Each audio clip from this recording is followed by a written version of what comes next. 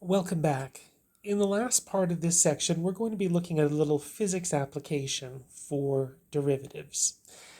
In particular, we're going to remember that the derivative is measuring how is our function changing as the independent variable changes. How does y change with respect to x? Or if we had a function s of t, how is s changing with respect to t? Normally, if we're talking about a position function, that's the notation we'll use, s for position and t being time. So as our object is moving through time, where is it relative to some starting position? So here we're imagining an object either moving just up and down or just left and right. There's going to be one direction or one position that's a positive direction or position and one that's a negative. If things are moving up and down, well, then up would be the positive direction and down would be the negative direction. If things are moving left and right, we'd have left being the negative direction and right being the positive direction. Of course, if we know where the object is at 2 points in time, then we can figure out the average velocity pretty easily by just measuring what is the change in our distance divided by the change in our time.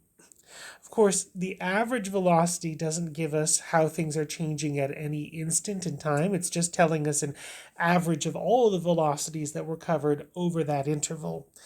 And of course, just like positions, how they can be positive or negative, velocities can be positive or negative, depending on whether we are moving to the right or moving to the left, or moving up or moving down. So if we have 2 points, if we know where we are at two instances in time and we measure that slope, we're measuring the average velocity. But if we measure the derivative of s of t, if we look at s prime of t, we're measuring how is position changing at an instant in time. We're figuring out what is the instantaneous velocity. So if we have an equation s of t that tells us our position, then our derivative s prime of t, that will be our instantaneous velocity.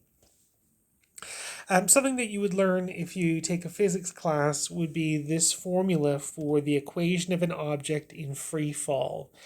So the object that we have is being acted on only by gravity. We have it initially at some position, s0, traveling at some initial velocity, v0.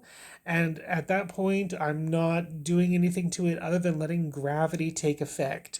And that's where the negative 4.9 is coming in. If we're talking about measuring things in terms of meters and seconds, acceleration due to gravity is negative 9.8 meters per second squared. And conveniently enough, half of that is negative 4.9. Similarly, if we're measuring things in feet per second, we would have, instead of negative 4.9, we would have a negative 16. And the reason for that is because, at least on planet Earth, acceleration due to gravity is 32 feet per second squared in a downward direction. That's why the number is negative, because of course gravity is having you accelerate downward, having you accelerate towards the Earth. The reason for why it's half, why it's not negative 9.8 and negative 32, we're going to cover that a little bit later on. So we'll just put a pin in that for the moment and just know that if we're talking about things falling in meters per second, then it's negative 4.9 times t squared plus our initial position times t plus our initial velocity times t rather, plus our initial position. And if it's in terms of feet, then it would be negative 16 t squared at the front. So in this example, I am starting off by standing on the top of a 50-meter building. So in other words, if where I'm thinking about I am above the Earth, so I'm at a positive position. So my initial position is positive 50. If I were, for example, digging a hole down in the ground and I was 50 meters below the Earth's surface, then my initial position, I would think of that being negative 50. I'm taking this rock in my hands and I'm going to throw it upwards in the air with a speed of 25 meters per second. And since I'm throwing the rock upwards, then my initial velocity is also going to be positive. We're initially going to be traveling in a positive direction. On the other hand, if I were standing on the top of the building and throwing the rock downward at a speed of 25 meters per second, then my velocity would be negative. So if I'm thinking about my position function for this rock, we're measuring things in terms of meters and seconds. So my gravitational constant is 9.8. So that means my equation will start off with negative 4.9 t squared plus my initial velocity times t plus my initial position. So there we go. That's an equation that can tell me where this rock is at any point in time. And now if I wanted to find my average velocity over those 2 seconds between time being 1 second and time being 3 seconds, then I'll need to know two things. I'll need to know when time is 1, what is the position? And so I'll do that by putting 1 into my original equation.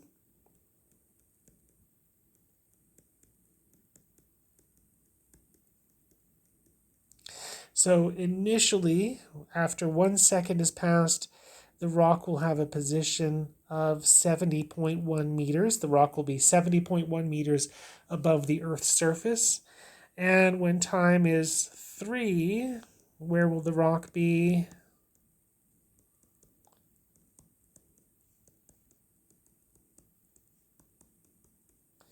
It will be at 80.9 meters above the Earth's surface.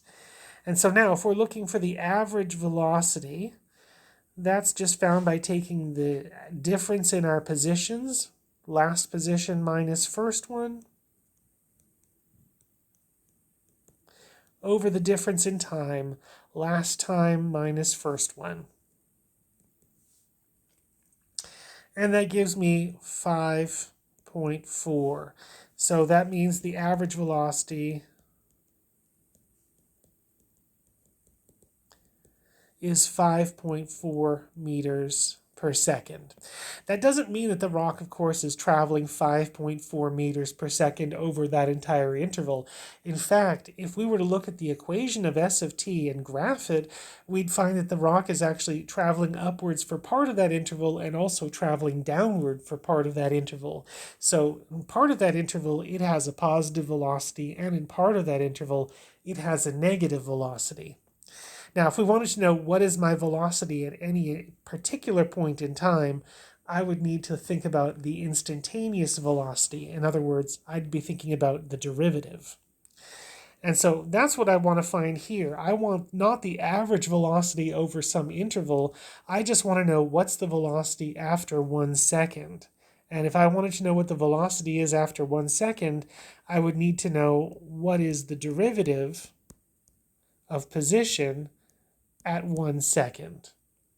So first off, let's find our derivative. S of t, we said that that was negative 4.9 t squared plus 25t plus 50. And so if we're finding our derivative, I'll just use power rule. Power comes down. Power is reduced by 1. 2 minus 1 is 1.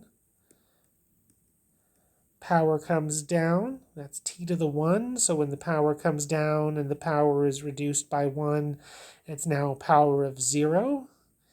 The last term of 50, that's a constant, its derivative is 0. So s prime of t is negative 4.9 times 2, or negative 9.8 times t, plus 25 times 1, which is 25. So there we go. That is my derivative of position, but that is also the same thing as velocity. So now if I wanted to know how fast is the rock traveling exactly after 1 second, in other words, what's my velocity when time is 1, I find that by putting 1 into my velocity equation, and I find that my velocity is actually 15.2.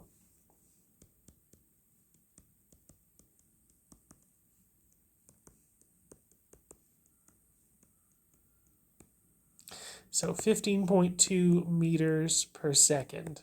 And of course, since this is a positive number, the rock is traveling upwards.